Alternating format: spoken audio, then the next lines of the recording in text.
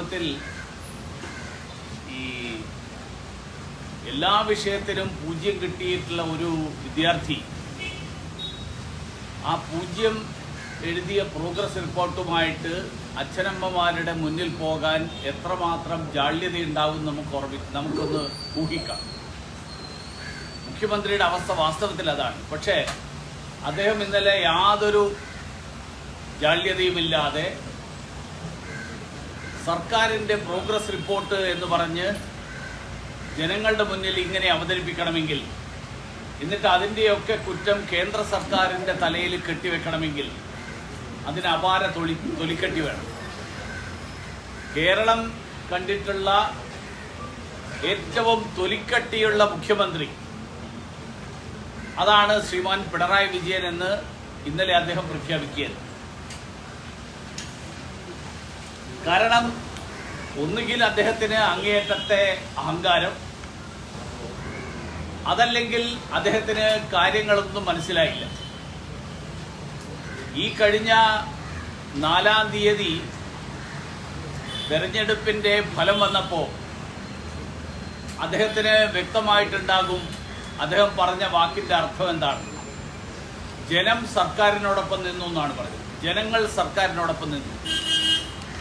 ആ വാക്കിൻ്റെ അർത്ഥം അദ്ദേഹത്തിന് അറിയാമെങ്കിൽ 4-ാം തീയതി പുറത്തു വന്ന തെരഞ്ഞെടുപ്പിൻ്റെ ഫലം, ആ ഫലം അദ്ദേഹം ഒന്ന് കൃത്യമായിട്ട് മനസ്സിലാക്കിയിട്ടുണ്ടെങ്കിൽ അതിൻ്റെ അർത്ഥം അദ്ദേഹത്തിന് അധികം അന്വേഷിച്ചു പോകേണ്ട ആവശ്യമില്ല. മാത്രമല്ല, ഈ കേരളത്തിലെ ജനങ്ങൾ, സർക്കാർ ഉദ്യോഗസ്ഥന്മാർ, പെൻഷൻ കിട്ടുന്നവർ, ഇവരെയൊക്കെ അവഹേളിച്ചുകൊണ്ട് ഇവർക്കൊന്നും പെൻഷൻ കൊടുക്കാതെ സർക്കാർ വലിയ നേട്ടങ്ങൾ ഉണ്ടാക്കി എന്ന് ജനങ്ങളുടെ മുന്നിൽ, മാധ്യമങ്ങളുടെ മുന്നിൽ പ്രഖ്യാപനം നടത്തുന്നത്, അതും തെരഞ്ഞെടുപ്പിൻ്റെ ഫലപ്രഖ്യാപനം വന്ന് 8 വർഷക്കാലം കേരളത്തിൻ്റെ മുഖ്യമന്ത്രിയായിരുന്നതിന് ശേഷവും അദ്ദേഹം ഒരടി പോലും മാറിയിട്ടില്ല. അല്പം പോലും മാറ്റം വരുത്താൻ മാനസികമായിട്ട് അദ്ദേഹം തയ്യാറായിട്ടില്ല എന്നാണ് ഇത് വ്യക്തമാക്കുന്നത്. വിയോജിക്കുന്നവരെ എങ്ങനെ അവഹേളിച്ച് അധിക്ഷേപിച്ച് വിയോജിക്കുന്നവരോടുള്ള അസഹിഷ്ണുത, ആ അസഹിഷ്ണുതയാണ് ശ്രീമാൻ പിണറായി വിജയൻ അന്നും പ്രഖ്യാപിച്ചത്, ഇപ്പോൾ ഇന്നലെയും പ്രഖ്യാപിച്ചിട്ടുണ്ട്. മാത്രമല്ല, അതിനുശേഷം ബിഷപ്പ് കൂറിലോസ് ഒരു ഇടതുപക്ഷ അനുഭാവിയായിട്ടാണ് ഞാനൊക്കെ മനസ്സിലാക്കിയിട്ടുള്ളത്. അദ്ദേഹം പറഞ്ഞിട്ടുള്ള, അക്കമിട്ട് പറഞ്ഞിട്ടുള്ള കാര്യങ്ങൾ അത് കേരളത്തിൻ്റെ പൊതുസമൂഹത്തിൻ്റെ വികാരമാണ്. കാരണം 20 ലക്ഷം തൊഴിൽ കൊടുക്കുമെന്ന് പറഞ്ഞു. ഇതുവരെ 2 ലക്ഷം തൊഴിൽ കൊടുത്തു എന്നാണ് പ്രോഗ്രസ് റിപ്പോർട്ട് പറയുന്നത്. ഇതേ കാര്യമാണ് ബിഷപ്പ് കൂറിലോസ് പറഞ്ഞിട്ടുള്ളത്. അത് വലിയ നേട്ടമാണ് എന്ന് പിണറായി വിജയൻ പറയുമ്പോൾ അത് കേരളത്തിലെ ജനങ്ങൾക്ക് ബോധ്യമായില്ല എന്നുള്ളത് കൊണ്ടാണല്ലോ ഇന്ദിരാ ഭവൻ പണിയാൻ പോകുന്നു. ആർക്ക് വേണ്ടിയാ? 1600 രൂപ പെൻഷൻ കൊടുക്കാൻ കഴിയാത്ത ആളുകളെ, ആ ആളുകളോട് ഞങ്ങൾക്ക് സാമ്പത്തികമായിട്ട് ശേഷിയില്ല, ഞങ്ങൾ വലിയ കടക്കണിയിലാണ്, ഞങ്ങൾ വലിയ സാമ്പത്തിക പ്രതിസന്ധിയിലാണ് എന്ന് പറയുന്ന ആളുകൾ 300 കോടി ചെലവഴിച്ചുകൊണ്ട് ഡൽഹിയിൽ കേരള ഭവൻ പണിഞ്ഞിട്ട് അത് ആർക്ക് വേണ്ടിയാ? കേരളത്തിലെ 3.5 കോടി ജനങ്ങൾക്ക്, 4 കോടി ജനങ്ങൾക്ക്, അതിൽ എത്ര പേർക്കാണ് ഡൽഹിയിൽ പോയിട്ട് കേരള ഭവനിൽ താമസിക്കേണ്ട ആവശ്യം വരുന്നത്? അത് മാത്രമല്ല, ഇതിന്റെയൊക്കെ ഇടയിൽ അവസാനം ഇപ്പൊ ജീവനക്കാരുടെ ശമ്പളത്തിൽ നിന്ന് പിടിക്കാൻ വേണ്ടിയിട്ട് ജീവാനന്ദം, എന്ത് ആനന്ദാണെന്ന് എനിക്കറിയില്ല, പുതിയ പദ്ധതി. അതിനിടയിൽ ധനകാര്യ മാനേജ്മെന്റ് കാര്യക്ഷമമാക്കാൻ നടപടി സ്വീകരിച്ചു എന്നാണ് മുഖ്യമന്ത്രി പറയുന്നത്. തെരഞ്ഞെടുപ്പ് കഴിഞ്ഞതിന് ശേഷം വിശ്രമത്തിന് വേണ്ടി ലോകം കറങ്ങാൻ പോയ ആളാണ് അദ്ദേഹം. സ്വന്തം പൈസയിൽ നിന്നാ, സ്വന്തം പണത്തിൽ നിന്നാണോ, നിക്ഷേപത്തിൽ നിന്നാണോ, സമ്പാദ്യത്തിൽ നിന്നാണോ ഈ ചെലവ് വഹിച്ചത്, അതോ ആരായിരുന്നു സ്പോൺസർ? ഇപ്പോഴും അതിന് ഉത്തരം വന്നിട്ടില്ല. അതിനുശേഷം നമ്മുടെ തദ്ദേശ ഭരണ വകുപ്പ് മന്ത്രി, ആരാ സ്പോൺസർ? 5 യൂറോപ്യൻ രാജ്യങ്ങളിലാണ് അദ്ദേഹം പോയത്. സംസ്ഥാനത്തെ മന്ത്രിമാര് 1600 രൂപ പെൻഷൻ കൊടുക്കാൻ കഴിവില്ലാത്ത ഒരു സർക്കാരിന്റെ മന്ത്രിമാര് സ്പോൺസർമാരുടെ ചെലവിൽ വിദേശത്ത് വിനോദയാത്ര നടത്തിയിട്ട് ഞങ്ങള് ധനകാര്യ മാനേജ്മെന്റ് കാര്യക്ഷമമാക്കാൻ ശ്രമിക്കുന്നു എന്ന് പറഞ്ഞാൽ അതിനെ എന്ത് പേരിട്ട് വിളിക്കണം എന്ന് എനിക്കറിയില്ല. രാജ്യത്ത് മാത്രമല്ല, ഈ ധനകാര്യ മാനേജ്മെന്റിന്റെ കാര്യം 12, 13, 14 ധനകാര്യ കമ്മീഷനുകൾ കേരളത്തിന്റെ സാമ്പത്തിക മിസ്മാനേജ്മെന്റ് ചൂണ്ടിക്കാണിച്ചിട്ടുണ്ട്. കേരള സർക്കാരിന്റെ തന്നെ വിലയിരുത്തലിൽ കേരളം ക്യാപിറ്റൽ ഇൻവെസ്റ്റ്മെന്റിന്റെ കാര്യത്തിൽ ഒരു പുരോഗതിയും കൈവരിക്കാൻ സാധിച്ചിട്ടില്ല എന്ന് കേരളത്തിന്റെ തന്നെ വിലയിരുത്തലായിട്ട് രേഖകളിലും ചൂണ്ടിക്കാണിച്ചിട്ടുണ്ട്. രാജ്യത്തെ ഏറ്റവും കടബാധ്യതയുള്ള സംസ്ഥാനമാക്കിയിട്ട് കേരളത്തെ മാറ്റി. അടിസ്ഥാന സൗകര്യ വികസന രംഗത്ത് ഒരു പുരോഗതി ഉണ്ടായില്ല. എന്നിട്ട് പറയുന്നത് അടിസ്ഥാന സൗകര്യ വികസനത്തിന്റെ കാര്യത്തിൽ ഏറ്റവും മുന്നിൽ നിൽക്കുന്ന സംസ്ഥാനമായിട്ട് കേരളത്തെ ഉയർത്തും. ഇതാണ് പ്രോഗ്രസ് റിപ്പോർട്ടിലെ വാഗ്ദാനം. നിങ്ങളെല്ലാവരും ഈ റോഡിലൂടെ സഞ്ചരിക്കുന്ന ആൾക്കാരാണ് സ്ഥിരമായി. തിരുവനന്തപുരത്തെ റോഡുകളിലൂടെ സഞ്ചരിക്കുന്ന ഒരാൾക്ക് കേന്ദ്ര സർക്കാർ നൽകിയിട്ടുള്ള ഏതാണ്ട് 900-ലധികം കോടി, എന്റെ ധാരണ 900 ആണോ 1200 കിട്ടിയോന്ന് എനിക്കറിയില്ല, സ്മാർട്ട് സിറ്റിക്ക് വേണ്ടി ആ കൊടുത്തിട്ടുള്ള പണം ഉപയോഗിച്ചിട്ട് ഈ തിരുവനന്തപുരത്ത് ആളുകൾക്ക് വഴി നടക്കാൻ പറ്റാത്ത വിധത്തിൽ തിരുവനന്തപുരത്തെ റോഡുകൾ മാറ്റിയതിന് ശേഷം മുഖ്യമന്ത്രി പറയുകയാണ് രാജ്യത്തെ ഏറ്റവും പശ്ചാത്തല വികസനം, അടിസ്ഥാന സൗകര്യ വികസനമുള്ള സംസ്ഥാനമായിട്ട് കേരളത്തെ മാറ്റും എന്ന്.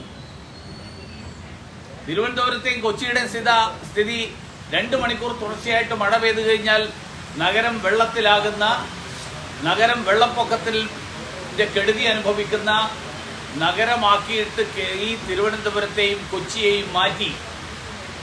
പക്ഷേ അവകാശവാദത്തിന് ഒരു കുറവുമില്ല. നികുതി പിരിവിന്റെ കാര്യത്തിൽ 7100 കോടിയുടെ വീഴ്ചയുണ്ട് എന്ന് 2016 മുതലുള്ള കണക്കാണ് ഞാൻ പറയുന്നത്. ഇടയ്ക്ക് ഈ കണക്കുകൾ വന്നപ്പോൾ എനിക്ക് തോന്നുന്നു ബാലഗോപാലാണോ പറഞ്ഞത്, അത് കേരളമുണ്ടായ കാലം മുതലുള്ളതാണ്. 2016 മുതൽ 2020-21 വരെയുള്ള കാലഘട്ടത്തിലെ കണക്കുകളാണ് 7100 കോടി. ധനകാര്യ മാനേജ്മെന്റ് ആകെ മെച്ചപ്പെട്ടിട്ടുള്ളത് സംസ്ഥാനത്തെ പിണറായി വിജയന്റെയും അദ്ദേഹത്തിന്റെ മന്ത്രിമാരുടെയും അവരുടെ കാര്യത്തിലാണ്. മാത്രമല്ല, പൊതുജനാരോഗ്യ കാര്യം ഈ പ്രോഗ്രസ് റിപ്പോർട്ടിൽ പറഞ്ഞിരിക്കുന്നത് കേരളത്തിലെ ആരോഗ്യ മേഖലയിൽ വലിയ നേട്ടം ഉണ്ടാക്കിയെന്നാണ് പറയുന്നത്. നമ്മുടെ തിരുവനന്തപുരത്തെ മെഡിക്കൽ കോളേജിൽ നിന്ന് പോയിട്ടുള്ള ആരെങ്കിലും ഉണ്ടെങ്കിൽ ഈ കൂട്ടത്തിൽ നമ്മുടെ കേരളത്തിലെ ആരോഗ്യരംഗത്തിന്റെ, ഈ സർക്കാരിന്റെ കീഴിൽ ആരോഗ്യരംഗം എവിടെ എത്തിയെന്ന് നമുക്കറിയാം. ആന ആക്രമണത്തിൽ പോലും ചികിത്സിക്കാൻ സൗകര്യമില്ലാത്ത വയനാട് മെഡിക്കൽ കോളേജ്, കാട്ടാന ശല്യത്തിൽ കാട്ടാനയുടെ ആക്രമണമേറ്റ് അത് ചികിത്സിക്കാൻ സൗകര്യമില്ലാത്തൊരു സ്ഥിതി ഇപ്പോഴും നിലനിൽക്കുകയാണ് വയനാട്ടിൽ. അങ്ങനെ വല്ലതും സംഭവിച്ചാൽ അവരെ കോഴിക്കോട് വരെ കൊണ്ടുവരേണ്ടി വരുന്ന സ്ഥിതിയാണ്. പക്ഷേ പറയുന്നത് കേരളത്തിന്റെ ആരോഗ്യ മേഖല വളരെ മെച്ചപ്പെട്ടു എന്നാണ്. എല്ലാ വർഷവും പകർച്ചവ്യാധികൾ കേരളം മുഴുവൻ പടർന്നു പിടിക്കുന്നു. ആരുടെ ഉത്തരവാദിത്തമാണ്? ഇതൊക്കെ സംസ്ഥാന സർക്കാരിന്റെ ഉത്തരവാദിത്തമല്ലേ? വന്യജീവി ആക്രമണത്തിന്റെ കാര്യത്തിൽ കേന്ദ്ര സർക്കാർ പറഞ്ഞിട്ടുള്ള കാര്യങ്ങൾ നടപ്പിലാക്കാൻ ഇത്രയും കാലമായിട്ട് സർക്കാരിന് സാധിച്ചിട്ടില്ല. ഞാൻ അതുകൊണ്ട് ഇത് മുഴുവൻ വായിക്കുന്നില്ല, പ്രോഗ്രസ് റിപ്പോർട്ടിലെ ഓരോ പോയിന്റും. എന്തായാലും ഒരു കാര്യത്തിൽ എനിക്ക് സന്തോഷമുണ്ട്. നരേന്ദ്രമോദി സർക്കാർ കേരളത്തിന് വേണ്ടിയിട്ട് നടപ്പിലാക്കിയിട്ടുള്ള ജനകീയ പദ്ധതികൾ, ആ ജനകീയ പദ്ധതികൾ ജൽജീവൻ മിഷന്റെയും ദേശീയപാത വികസനത്തിന്റെയും അതുപോലെ ശബരി പാതയുടെയും ഒക്കെ ഉള്ള തുക, അതൊക്കെ പറഞ്ഞുകൊണ്ട് സംസ്ഥാന സർക്കാർ ക്രെഡിറ്റ് എടുക്കാൻ ശ്രമിക്കുന്നത്, ഈ പണ്ടേതോ ഒരു തവള പറഞ്ഞു എന്നാണ് കേട്ടത്, ഞാനും മുതലേച്ചനും കൂടി പോത്തിനെ പിടിച്ചു എന്ന് പറയുന്നത് പോലെയാണ്. കേന്ദ്ര സർക്കാർ നൽകുന്ന നിർലോഭമായിട്ടുള്ള പിന്തുണയും സഹകരണവും, കേരളത്തിന്റെ വികസനത്തിന് വേണ്ടിയിട്ട് നടത്തുന്ന ശ്രമങ്ങൾ, ആ ശ്രമങ്ങൾ മുഴുവൻ സ്വന്തം ക്രെഡിറ്റിലാക്കാൻ, എന്നിട്ടൊരു പ്രോഗ്രസ് റിപ്പോർട്ട് അവതരിപ്പിക്കാൻ. മാത്രമല്ല, ഈ പ്രോഗ്രസ് റിപ്പോർട്ട് മുഴുവൻ വായിച്ചു കഴിഞ്ഞപ്പോഴാണ് എനിക്ക് പിന്നീട് ബോധ്യമായത് അതായത് ഇതൊന്നും നടന്നിട്ടില്ല എന്ന് നടപടിക്രമങ്ങൾ സ്വീകരിച്ചു വരുന്നു എന്നാണ് പല കാര്യങ്ങളുടെയും നിലവിലുള്ള സ്ഥിതിയെക്കുറിച്ച് ഈ പ്രോഗ്രസ് റിപ്പോർട്ട് പറയുന്നത്. അപ്പൊ അതിനർത്ഥം പ്രോഗ്രസ് ഇല്ലാത്ത പ്രോഗ്രസ് റിപ്പോർട്ട്, അങ്ങനെ ഒരു പ്രോഗ്രസ് റിപ്പോർട്ട് അവതരിപ്പിച്ച് അത് വലിയ നേട്ടമാണ് എന്ന് ജനങ്ങളുടെ മുന്നിൽ മേനി നടിക്കാൻ, അതുകൊണ്ടാണ് ഞാൻ പറഞ്ഞത് വലിയ തൊലിക്കട്ടി വേണം. മാത്രമല്ല ഇത്രയും വലിയ ഭീമമായിട്ടുള്ള പരാജയം, ആ പരാജയം ഏറ്റിട്ട് പോലും വസ്തുതകൾ തുറന്നു സമ്മതിക്കാൻ, അതിനുള്ള പരിഹാര മാർഗങ്ങൾ സ്വീകരിക്കാതെ പകരം ജനങ്ങളുടെ മുന്നിൽ മേനി നടിക്കാൻ ശ്രമിക്കുന്നത്, അത് കേരളത്തിലെ ജനങ്ങൾക്ക് തിരിച്ചറിയാനുള്ള ശേഷിയുണ്ട്. ഇത്രയും തൊലിക്കട്ടി മുഖ്യമന്ത്രിക്ക് വേണോ എന്നുള്ള കാര്യവും കൂടി ജനങ്ങൾ ആലോചിക്കും. മാത്രമല്ല ഇന്നലെ ഈ ബിഷപ്പ് കൂറിലോസിനെ മുഖ്യമന്ത്രി അധിക്ഷേപിച്ചത് മാത്രമല്ല, തൃശ്ശൂരിലെ ശ്രീ സുരേഷ് ഗോപിയുടെ വിജയത്തെ മാർക്സിസ്റ്റ് പാർട്ടിയുടെ ഒരു വക്താവ്, അവരുടെ പാർട്ടി നേതാവാണെന്ന് സ്വയം അവകാശപ്പെടുന്ന ഒരാൾ കൂടിയാണത്, അദ്ദേഹം ആക്ഷേപിച്ചത് അങ്ങേയറ്റത്തെ മതവിദ്വേഷം ഉണ്ടാക്കാനുള്ള ശ്രമത്തിന്റെ ഭാഗമാണ്. ആ മതവിദ്വേഷം ഉണ്ടാക്കാൻ ശ്രമം നടത്തുന്ന മാർക്സിസ്റ്റ് പാർട്ടിയുടെ വക്താവിനെതിരായിട്ട് കേരളത്തിൽ വലിയ ന്യൂനപക്ഷ സംരക്ഷണത്തിന് വേണ്ടിയിട്ട് വാദോരാതെ നിലപാടെടുക്കുന്ന ആളുകളായിട്ടാണ് മുഖ്യമന്ത്രിയൊക്കെ പലപ്പോഴും രംഗത്ത് വരാറ്. അങ്ങനെയാണെങ്കിൽ ക്രൈസ്തവ സമുദായത്തെ മുഴുവൻ ആക്ഷേപിക്കുന്ന തരത്തിലുള്ള ഈ തരത്തിലുള്ള പോസ്റ്റ് ഇട്ട ആൾക്കെതിരായിട്ട് മതവിദ്വേഷത്തിന് കേസെടുത്ത് കേരളത്തിലെ ക്രൈസ്തവർക്കെതിരായിട്ട് നടത്തുന്ന ഈ അധിക്ഷേപം അവസാനിപ്പിക്കാൻ ആവശ്യമായിട്ടുള്ള നടപടികൾ, ആ നടപടികൾ ഉണ്ടാകണം എന്നുകൂടി ഞാൻ മുഖ്യമന്ത്രിയോട് ആവശ്യപ്പെടും.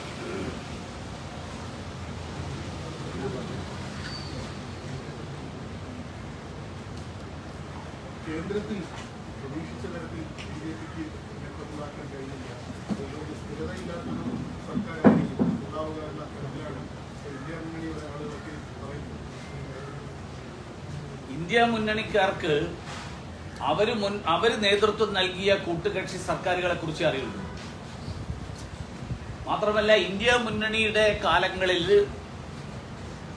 മുൻപ് അവരുടെ പഴയ കാലഘട്ടത്തിൽ, ആ കാലഘട്ടത്തിൽ 30 സീറ്റും 40 സീറ്റും 110 സീറ്റും ഒക്കെ ഉള്ള പാർട്ടികളാണ് നേതൃത്വം നൽകിയത്.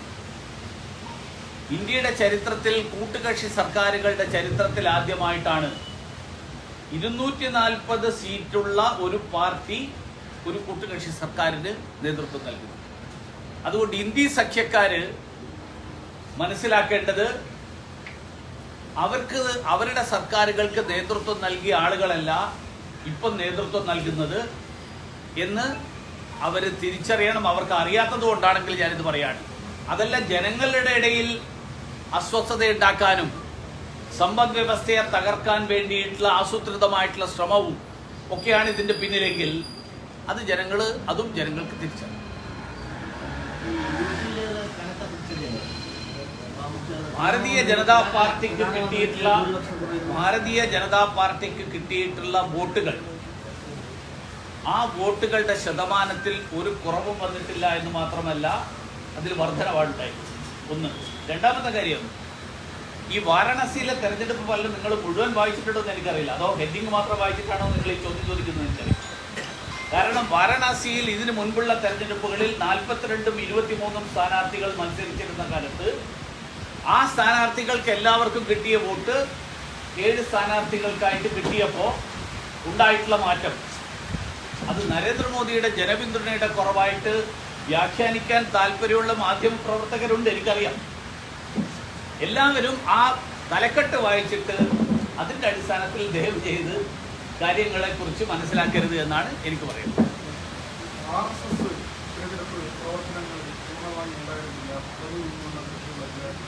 എന്നാലും പറയുന്നു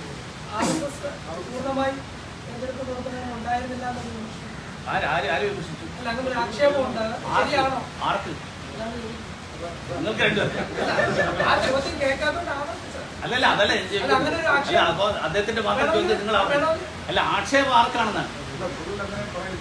ആരാ പറയുന്നത്? ഞാനിതുവരെ കേട്ടിട്ടില്ല. കാരണം ഒന്നാമത്തെ കാര്യം, രാഷ്ട്രീയ സ്വയം സേവക സംഘം എന്ന് പറയുന്നത് രാഷ്ട്രീയ പാർട്ടിയല്ല. രാഷ്ട്രീയ സ്വയം സേവക സംഘം വളരെ കൃത്യമായിട്ട് പറഞ്ഞിട്ടുള്ളത് 1977 രാഷ്ട്രീയ സ്വയം സേവക സംഘം ഏതെങ്കിലും തെരഞ്ഞെടുപ്പിൽ സജീവമായിട്ട് ഇടപെട്ടത്. ഒരു പാർട്ടിക്ക് വേണ്ടിയിട്ട് അന്ന് ചെയ്തിട്ടില്ല. പിന്നീട് 2014 മാത്രമാണ് ഇടപെട്ടത്. അതിനുശേഷമോ അതിനു മുൻപോ രാഷ്ട്രീയ സ്വയം സേവക സംഘം തെരഞ്ഞെടുപ്പുകളിൽ ഇടപെടുന്ന ഒരു പതിവില്ല. അതുകൊണ്ട് അതേസമയം രാഷ്ട്രീയ സ്വയം സേവക സംഘത്തിൻ്റെ ഭാഗമായിട്ടുള്ള എല്ലാവർക്കും, അതിലെ അംഗങ്ങളായിട്ടുള്ള മുഴുവൻ ആളുകൾക്കും തെരഞ്ഞെടുപ്പിൽ അവരുടെ ഇഷ്ടമനുസരിച്ച് പ്രവർത്തിക്കാനുള്ള സ്വാതന്ത്ര്യം രാഷ്ട്രീയ സ്വയം സേവക സംഘം നൽകാറുണ്ട്. അതിൻ്റെ അടിസ്ഥാനത്തിൽ എനിക്ക് വ്യക്തിപരമായിട്ടറിയാം, ആറ്റിങ്ങൽ മണ്ഡലത്തിൽ രാഷ്ട്രീയ സ്വയം സേവക സംഘത്തിൻ്റെ സജീവ പ്രവർത്തകരായിട്ടുള്ള ആയിരക്കണക്കിന് ആളുകൾ എൻ്റെ തെരഞ്ഞെടുപ്പിൽ എന്നോടൊപ്പം പ്രവർത്തിച്ചു. എനിക്ക് ആക്ഷേപമില്ല. അങ്ങനെ നിങ്ങൾക്ക് ആരെങ്കിലും ഞാൻ ആക്ഷേപം പറഞ്ഞതായിട്ടാണ് ആരോപണമെങ്കിൽ ഞാൻ പറഞ്ഞു.